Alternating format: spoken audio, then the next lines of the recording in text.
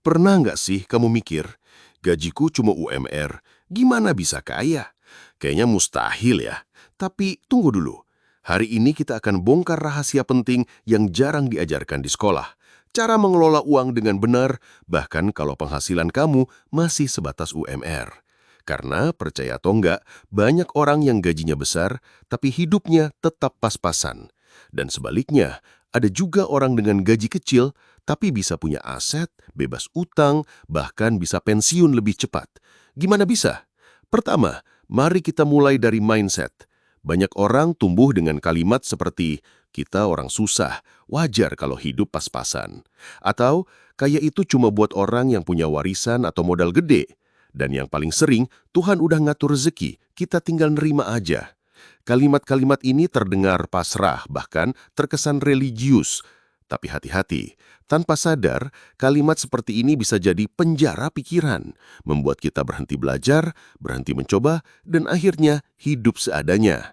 Sekarang, bayangkan kamu jualan bakso. Kamu punya gerobak sederhana, bahan seadanya, dan pelanggan belum banyak.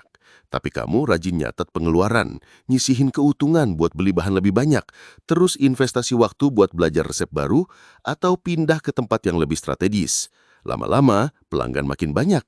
Kamu bisa sewa tempat, bisa bayar pegawai, dan bisnis kamu tumbuh.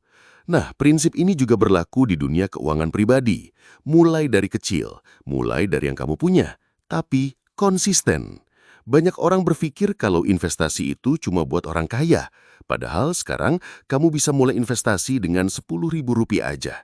Beneran, platform-platform digital udah bikin investasi makin gampang, bahkan dari HP. Tapi sebelum itu, yang harus kamu kuasai dulu adalah cara mengatur uang. Banyak orang yang penghasilannya naik, gaya hidupnya ikut naik. Gajinya naik, cicilannya nambah. Uang masuk, langsung habis buat beli barang-barang yang nggak penting. Padahal kalau kamu ngerti cara kelola uang, penghasilan kecil pun bisa jadi aset.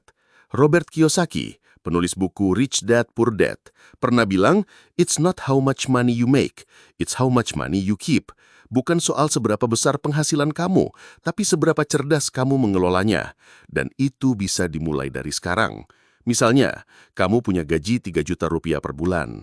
Daripada semua habis buat nongkrong, belanja online, atau cicilan barang konsumtif, coba alokasikan Rp500.000 untuk ditabung dan investasi. Mungkin terasa kecil, tapi kalau kamu konsisten selama 5 tahun, dengan return investasi 10% per tahun, hasilnya bisa bikin kamu kaget.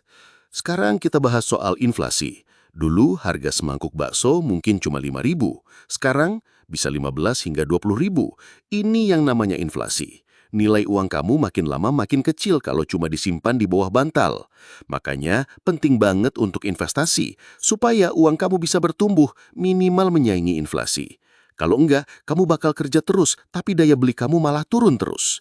Tapi ingat, tujuan dari investasi bukan kaya mendadak, bukan juga biar pamer portofolio, tapi supaya kamu punya kendali atas masa depanmu, punya dana darurat kalau ada hal tak terduga, bisa bantu orang tua, bisa berlibur tanpa utang, dan bisa pensiun dengan tenang. Semua itu bisa dimulai meski dari gaji UMR, asal kamu tahu caranya. Salah satu cara paling penting adalah dengan bikin laporan keuangan pribadi. Catat pengeluaran, bikin anggaran, sisihkan dana darurat. Jangan tunggu sampai kamu kaya baru belajar keuangan. Justru kamu harus belajar dulu supaya jadi kaya. Karena banyak banget orang yang gajinya 2 kali lipat UMR tapi tetap nggak punya tabungan. Kenapa? Karena semua penghasilan langsung habis buat gaya hidup. Di sisi lain, ada orang yang kerja biasa tapi rajin nabung, ngerti mana kebutuhan dan mana keinginan, dan pelan-pelan dia investasi. Awalnya cuma reksadana, lama-lama belajar saham, lalu coba emas atau bahkan bikin usaha kecil-kecilan. Dalam 10 tahun hidupnya berubah total, bukan karena gajinya besar, tapi karena dia ngerti cara main.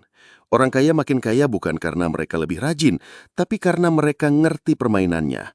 Mereka tahu pentingnya aset, tahu cara kerja bunga majemuk, tahu kapan harus berhemat dan kapan berinvestasi. Dan yang paling penting, mereka ngajarin itu ke anak-anak mereka. Ilmu itu diwariskan. Sementara itu, banyak orang miskin tetap miskin, bukan karena males, tapi karena nggak pernah diajarin. Sekolah nggak ngajarin cara ngelola uang, bahkan banyak orang tua juga nggak tahu cara menabung yang benar, apalagi investasi. Akhirnya kita tumbuh dengan mental asal cukup, bukan harus tumbuh. Tapi kabar baiknya, mindset itu bisa dipelajarin. Bahkan kalau kamu nggak pernah diajarin sejak kecil, kamu bisa mulai sekarang. Ada banyak buku, video, komunitas, dan platform yang bisa bantu kamu belajar. Kamu bisa mulai dari video ini, dari channel ini. Karena kita percaya bahwa pendidikan keuangan adalah hak semua orang. Bukan cuma buat anak sultan, tapi juga buat kamu yang sekarang lagi berjuang. Dan kamu nggak sendirian. Di luar sana banyak orang yang memulai dari titik yang sama. Gaji kecil, tanggungan banyak, hidup serba hemat. Tapi mereka belajar, mereka cari ilmu, dan mereka praktek. Hasilnya nggak instan, tapi pasti. Karena hukum uang itu sederhana. Uang yang dikelola dengan baik akan tumbuh. Dan uang yang dihambur-hamburkan pasti habis. Jadi, yuk kita mulai ubah cara pikir kita soal uang. Jangan tunggu nanti, mulai dari sekarang, dari yang kecil. Baca buku keuangan, tonton video edukatif, belajar bikin anggaran, coba investasi kecil-kecilan. Dan yang paling penting, jangan bandingkan hidupmu dengan orang lain. Fokus pada pertumbuhanmu sendiri. Mau gaji UMR atau di bawahnya, kamu tetap punya harapan. Kamu tetap bisa kaya. Karena kekayaan bukan cuma soal angka di rekening, tapi soal kebebasan, ketenangan, dan kendali atas hidupmu. Dan itu semua dimulai dari keputusan hari ini untuk belajar, bertumbuh, dan gak menyerah. Terima kasih udah nonton video ini sampai habis.